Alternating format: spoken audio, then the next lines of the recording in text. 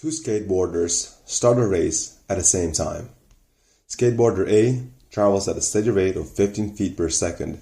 Skateboarder B travels at a steady rate of 22 feet per second. After 4 minutes, how much farther will skateboarder B have traveled? Explain your reasoning. So, to solve this question, what we are asked is to find the difference between skateboarder B and skateboarder A after 4 minutes. What we know is that skateboarder A travels at 15 feet per second. To figure out how much skateboarder A has traveled, we have to multiply its velocity, the distance it travels per second, times 4 minutes. Now we know that 4 minutes is made of 240 seconds because 60 seconds times 4 is equal to 240 seconds. That means that distance traveled by skateboarder A is 15 feet per second times 240 seconds, which is 3,600 feet.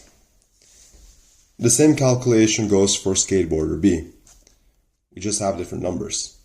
We have 22 feet instead of 15, and we just have to take 22 feet per second times 240 seconds. Seconds get simplified, and we get 5,280 feet. Finally, we arrive at calculating the difference.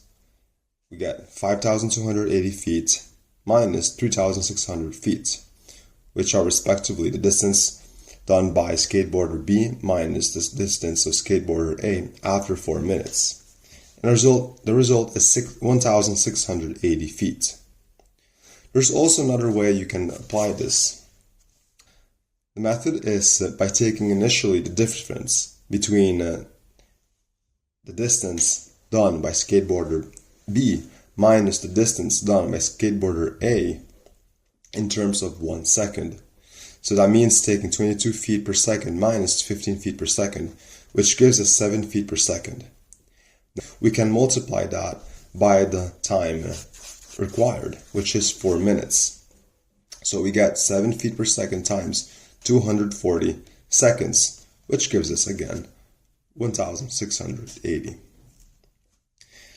Now, if you are wondering, if you're having difficulties on understanding, how do we understand that we need to multiply 15 feet per second times 4 minutes, that is the distance made by the skateboard per second times the minutes, we can simply look at, and why do we need to convert the minutes into seconds?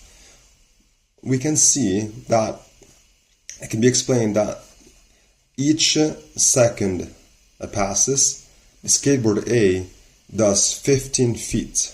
That's what it means to do 15 feet per second. So if 2 seconds pass, the distance made is of 30 feet. In fact, the seconds all cancel out in this multiplication. If instead we have 3 seconds passing, we have 15 times 3, which gives us 45. And we keep the feet.